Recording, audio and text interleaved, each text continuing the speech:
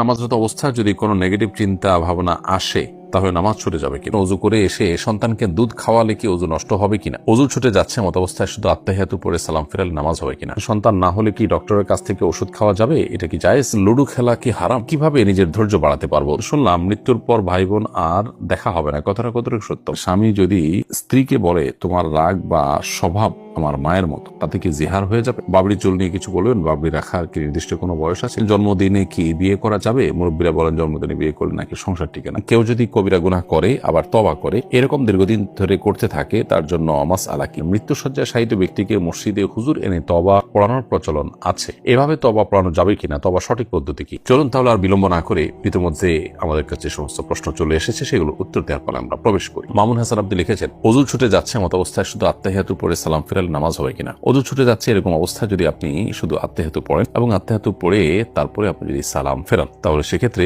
নামাজ হয়ে যাবে। কারণ দুরুদ এবং দোয়া মাসুরা বিশুদ্ধ মত অনুযায়ী এটা ওয়াজিব নয়, যার কারণে আত্তাহিয়াতু পড়ে আপনি সালাম ফিরে তারপরে আপনার প্রয়োজন আপনি পূরণ করলেন, সেটি জায়েজ আছে। এস বাইজিদ এসকে আপনি লিখেছেন, যে ব্যক্তি দাড়ি রাখে না তাকে কি সালাম দেওয়া যাবে? দেখুন, যিনি দাড়ি রাখেন না তাকে সালাম দিতে কোনো অসুবিধা নেই। শরীয়ত আমাদেরকে বলে না যে দাড়ি বিশিষ্ট লোকদেরকে দেখে দেখে সালাম দাও। নবী সাল্লাল্লাহু আলাইহি ওয়াসাল্লাম বলেছেন, তুমি সালাম দাও যাকে চিনে তাকে, যাকে চেনো না তাকেও। এজন্য সালাম আমরা সবাইকে দেওয়ার চেষ্টা করবো ইনশাআল্লাহ, যদি তিনি মুসলিম বলে মনে হয়। হ্যাঁ, কেউ মুসলিম অমুসলিম সন্দেহ হলো, মুসলিম জনপদে অবশ্য বেশি মানুষ মুসলিম যেখানে, সেখানে আপনার সন্দেহ করার দরকার নেই। যেখানে অমুসলিম প্রধান সেখানে অবশ্য মুসলিম হওয়ার কোনো আলামত না থাকলে আপনি সালাম দেওয়া থেকে বিরত থাকবে। এরপরে জাহানারা তামান্না আপনি লিখেছেন, স্বামী যদি স্ত্রীকে বলে তোমার রাগ বা স্বভাব আমার মায়ের মতো, তাতে কি জিহার হয়ে যাবে? না, একটা বিশেষ কোনো বিষয়ের ক্ষেত্রে যদি বলে এর কারণে জিহার হবে না, যেটির কারণে স্বামী স্ত্রীর মধ্যে সম্পর্ক থাকে না এবং সম্পর্কের স্বাভাবিক গতি নষ্ট হয়, সেরকম কিছু হবে না। বিশেষ কোনো গুণ বা বৈশিষ্ট্যের ক্ষেত্রে যদি এরকম স্ত্রীকে মায়ের সাথে তুলনা করা হয়। মোহাম্মদ আলমগীর আপনি লিখেছেন, কেউ যদি কবিরা গুনাহ করে আবার তওবা করে, এরকম দীর্ঘদিন ধরে করতে থাকে, তার জন্য মাসআলা কি? কবিরা গুনাহ করে যদি বারবার তওবা করে আবারও তিনি কবিরা গুনাহ করতে থাকেন, তো সন্দেহাতীতভাবে সেটা তার তওবা যেটা হচ্ছে, সেই তওবাটা যেটা যথাযথ হচ্ছে না, সেটা যে দুর্বল তওবা তার প্রমাণ। অতএব তওবাকে শক্তিশালী করার চেষ্টা করতে হবে। আপনার কোনো অপরাধ হওয়ার পর যে তওবা হবে, সেই তওবাটা এতটা স্ট্রং হবে যে আপনি পরবর্তীতে কোনো অপরাধ করার আগে যেন আগের বার আপনি যতটা সেটার সঙ্গে লড়াই করতে পেরেছেন, দ্বিতীয়বার যেন তার চেয়ে আর একটু শক্তিশালী ভাবে করতে পারেন, তওবাটা যেন একটু পাওয়ারফুল হয়। এরপরেও যদি এরকম বারবার হয়, তো আল্লাহর কাছে ক্ষমা চাইতে আমরা কার্পণ্য করবো না, কারণ আল্লাহ তাআলা তাওয়াব, বারবার তিনি বান্দার তওবাকে কবুল করেন। বাট আমাদের তওবা হতে হবে প্রত্যেকটাই আগেরটার তুলনায় শক্তিশালী। মারিয়া ইসলাম আপনি লিখেছেন, সন্তান না হলে কি ডক্টরের কাছ থেকে ওষুধ খাওয়া যাবে? এটা কি জায়েজ? অবশ্যই সন্তান হওয়ার জন্য কোনো ঔষধ, কোনো চিকিৎসা আপনি সেবা গ্রহণ করতে পারেন, যদি শরীয়র কোনো সীমা লঙ্ঘন হওয়ার মতো বিষয় সেখানে না থাকে, কোনো অসুবিধা নেই। তানহা তাবাসসুম লিখেছেন, লুডো খেলা কি হারাম? সরাসরি হারাম বলা হয়তো কঠিন হবে, কিন্তু মাকরুহ তাহরিমি থেকে অবশ্যই খারি না। একে তো অনর্থক কাজ, দ্বিতীয়ত যে সমস্ত খেলাধুলা শারীরিক কোনো কসরত নাই, এই সমস্ত খেলাধুলা আসলে কোনো মানুষের রিফ্রেশমেন্ট হয় না, মানুষ আরো বোর ফিল করে। সব মিলিয়ে শরীয়ত যে সমস্ত খেলাকে অনুমোদন করেছে সেগুলোতে শারীরিক কসরত আছে, এটা তার মধ্যে পড়ে না। বিধায় দাবা ইত্যাদি সম্পর্কে শরীয়তে পরিষ্কারভাবে নিষেধাজ্ঞা আছে, এটা সেই ক্যাটাগরি খেলা হওয়ার কারণে এটাও নিষিদ্ধের আওতায় পড়বে এবং একজন মুসলমান সময় কাটানোর উদ্দেশ্যেও এটি করা উচিত হবে না। মোহাম্মদ বাবলু মিয়া আপনি লিখেছেন, হিংসা কিভাবে ছেড়ে দিব? যার ভেতরে বিন্দু পরিমাণ হিংসা রয়েছে সে তো জান্নাতে প্রবেশ করতে পারবে না, সুতরাং হিংসা কিভাবে ছাড়া যায়? ভাই বাবলু মিয়া, হিংসা ছাড়ার জন্য যার প্রতি হিংসা হয় তার জন্য আপনি দোয়া করবেন, দেখবেন আপনার হিংসা কমে যাবে। আবার আল্লাহ রাব্বুল কাছে পানা চাইবেন, আল্লাহ যেন অন্তরকে, সকল অন্তরের যে ব্যাধি আছে সেগুলো থেকে হেফাজত করেন, ইনশাআল্লাহ তাআলা আপনাকে মুক্তি দান করবেন। এমনি বুরহানুদ্দিন বোরহান লিখেছেন, কিভাবে নিজের ধৈর্য বাড়াতে পারবো? ধৈর্য বাড়ানোর জন্য ধৈর্যশীলদের সংস্রব এটা বেশ উপকারী। যাদেরকে দেখবেন যে অনেক সহনশীল, অনেক ধৈর্যশীল, অনেক চিন্তাশীল, সে মানুষগুলোর সাথে যত বেশি আপনার উঠা বসা হবে, যত বেশি আপনার আসা যাওয়া হবে, তত বেশি ইনশাআল্লাহ বিদিনিল্লাহ আপনি তাদের দ্বারা বেনিফিটেড হবেন। সেই সাথে আল্লাহ রাব্বুল আলামিনের কাছে আপনি দোয়া করবেন। আল্লাহ তাআলা কোরআনে কারিমে দোয়া শিক্ষা দিয়েছেন আমাদেরকে, রব্বানা আফরিগ আলাইনা সবরা, হে আল্লাহ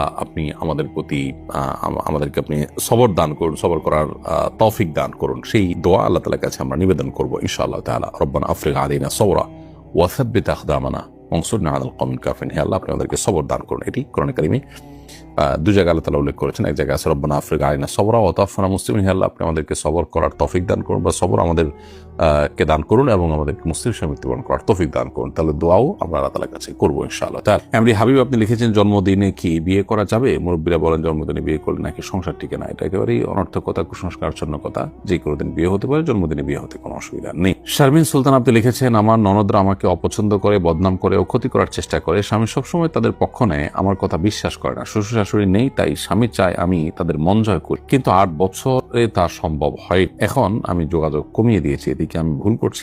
আপনার ননদ বা দেবর ভাসুর এদের সাথে আপনার আসলে ননদদের সাথে বিশেষ করে আপনি জানতে চেয়েছেন, তাদের সাথে যোগাযোগ রক্ষা করা আপনার জন্য আবশ্যক না। অতএব এখানে আপনি যোগাযোগ কমিয়ে দিলে আপনি গুণাগার হবেন না। বিশেষ করে আপনি যখন তাদের দ্বারা কষ্ট পান সেক্ষেত্রে আপনি কিছুটা কমিয়ে দিলে অসুবিধা নেই, বাট স্বামীর দিক বিবেচনা করে সুখী জীবন যাপনের প্রয়োজনে আপনি চেষ্টা করবেন সাধ্য অনুযায়ী ছাড় দেওয়া, যেটা আপনি অনেকদিন করে আসছেন। আল্লাহ আপনাকে সবল তৌফিক দান করুন। এমডি জিহাদ সরকার লিখেছেন, বাবরি চুল নিয়ে কিছু বলবেন? বাবরি রাখার কি নির্দিষ্ট কোনো বয়স আছে? কোনো বয়স নাই। বাবরি চুল রাখতে পারেন আপনি, তবে সাধারণত প্রাপ্তবয়স্ক হওয়ার পরেই মানুষ বাবরি চুল রাখে, এবং যদি অপ্রাপ্ত বয়স্ক বিশেষ করে শস্ত্রবিহীন অবস্থায় বাবরি চুল রাখলে সেটি যদি কোনো কারণে ফিতনার আশঙ্কা হয় তাহলে সেটা অ্যাভয়েড করা দরকার। অবশ্য শরীয়ত আমাদেরকে কোনো বয়স ঠিক করে দেন যে এই বয়সের আগে রাখা যাবে না বা এই বয়সের পরেই রাখতে হবে, এমন কোনো বাধ্যবাধকতা শরীয়ত আমাদেরকে দিয়ে দেয়নি। তামজিদ ভিডিও আপনি আমাদের ইউটিউব চ্যানেলে লিখেছেন, মৃত্যুসজ্জায় শায়িত ব্যক্তিকে মসজিদে হুজুর এনে তওবা পড়ানোর প্রচলন আছে, এভাবে তওবা পড়ানো যাবে কিনা? তওবা সঠিক পদ্ধতি কি? এর উত্তরে রাসূল করিম সাল্লাল্লাহু আলাইহি ওয়াসাল্লাম মৃত্যুসজ্জায় মানুষকে ইসলামের দাওয়াত দিয়েছেন, কুফর থেকে তওবা করার দাওয়াত দিয়েছেন। এটি নবী সাল্লাল্লাহু আলাইহি ওয়াসাল্লাম তার চাচা আবু তালেবের ক্ষেত্রে করেছেন, অন্য আরো অনেকের ক্ষেত্রে করেছেন। অতএব সেগুলো থেকে যদি তওবা করানো যায় তাহলে গুনাহের বিষয়টি তো অবশ্যই করানো যাবে। কোনো পাপাচার থেকে, অন্যায় কাজ থেকে কোনো ব্যক্তিকে মৃত্যুসজ্জায় তওবা পড়ানো যেতে পারে। তবে হ্যাঁ, একেবারে মৃত্যুর আলামত প্রকাশ পেয়েছে, সর্বশেষ পর্যায়ে চলে গেছে, এরকম পর্যায়ে আসলে আর তওবা গ্রহণযোগ্য হয় না, সেটি ভিন্ন বিষয়। আর যেহেতু রাসূল আকরাম সাল্লাল্লাহু আলাইহি ওয়াসাল্লাম তওবা পড়েছেন, অতএব কোন আলেম ওলামা যদি তওবা পড়ান সে অর্থে এটি জায়েজ আছে ইনশাআল্লাহ তাআলা। লিয়া আক্তার আপনি লিখেছেন, শুনলাম মৃত্যুর পর ভাই বোন আর দেখা হবে না, কথাটা কতটুকু সত্য? ভাই বোনের দেখা মৃত্যুর পর আর হবে না এমন কোনো কথা কোরআন বা সুন্নাহ কোথাও আছে বলে আমাদের জানা নেই। অতএব এটি একান্ত কারোর মন গড়া কথা। যদি ভাই বোন জান্নাতি হয়ে থাকেন তাদের সাথে সাক্ষাৎ হবে, কিয়ামতের ময়দানে সাক্ষাৎ হতে পারে। আল্লাহ তাআলা বলেছেন, ইয়াউমা ইয়াফিরুল মারউ মিন আখিহি ওয়া উম্মিহি ওয়া আবিহি, মানুষ কিয়ামতের ময়দানে নিজের ভাইকে রেখে পলায়ন করবে। তাহলে যে দেখা হবে না এ কথা তো সঠিক নয়। মাই ড্রিম আইডি থেকে আপনি লিখেছেন, অজু করে এসে সন্তানকে দুধ খাওয়ালে কি অজু নষ্ট হবে কিনা? অজু দুধ পান করানোর কারণে নষ্ট হবে না, কারণ অজু ভঙ্গের বিষয়টি আমাদের শরীর থেকে পবিত্র কোনো বিষয় বের হওয়ার সাথে সম্পৃক্ত। তো মা যখন সন্তানকে দুধ খাওয়ান তখন সেই দুধটা কোনো নাপাক কোনো বিষয় না, বিধায় এ দুধ শরীর থেকে নির্গত হলো, সন্তান পান করলো, তার ফলে মায়ের অজু নষ্ট হওয়ার কোনো কারণ নেই। মোহাম্মদ তাওহীদ লিখেছেন, নামাজরত অবস্থা যদি কোনো নেগেটিভ চিন্তা ভাবনা আসে তাহলে নামাজ ছুটে যাবে কিনা? নেগেটিভ চিন্তা ভাবনা আসলে নামাজ ছুটে যাবে না, তবে আল্লাহর অস্তিত্ব সম্পর্কে বাজে চিন্তা যদি আসে সাথে সাথে সেটা আপনি ডাইভার্ট করে ভালো চিন্তায় রূপান্তর করার বা তওবা করার বা অন্য দিকে নিয়ে যাওয়ার চেষ্টা করবেন, কিন্তু এর কোনো নামাজ নষ্ট হবে না। আর ইচ্ছাকৃতভাবে এরকম চিন্তা যদি আপনি করেন সেটা গুনাহের কথা, কিন্তু সেটা নামাজ নষ্ট হওয়ার সম্পর্ক নেই। আয়েশা সিদ্দিকা লিখেছেন, ডাক্তারের সিরিয়াল তাড়াতাড়ি পাওয়ার জন্য কারো সুপারিশ নেওয়া যাবে কিনা? সিরিয়াল যখন করা হয় ফোনে বা আপনার অন্য কোনো উপায়ে যখন সিরিয়াল করা হয়, সেই সিরিয়ালকে আপনি সুপারিশের মাধ্যমে যদি আগায় আনেন তাতে যদি অন্য কারোর অধিকার নষ্ট না হয় সেটা ঠিক আছে। কিন্তু ধরুন এক জায়গায় বসা আছে, সিরিয়াল ধরে অনেকক্ষণ ধরে মানুষ অপেক্ষা করছে, আপনি কোনো একটা মাধ্যমে শর্টকাট ওয়েতে চলে গেলেন, তাহলে অবশ্যই যারা দাঁড়িয়ে আছে তাদের হক নষ্ট করেছেন, এটা জায়েজ নয়। এক্ষেত্রে ডাক্তার সাহেব নিজে যদি আপনাকে কোনো ছাড় দেন বা রেসপেক্ট করেন, সেটাকে সাধারণত রোগীরা ভিন্ন চোখে দেখেন না, সেটা ভিন্ন বিষয়।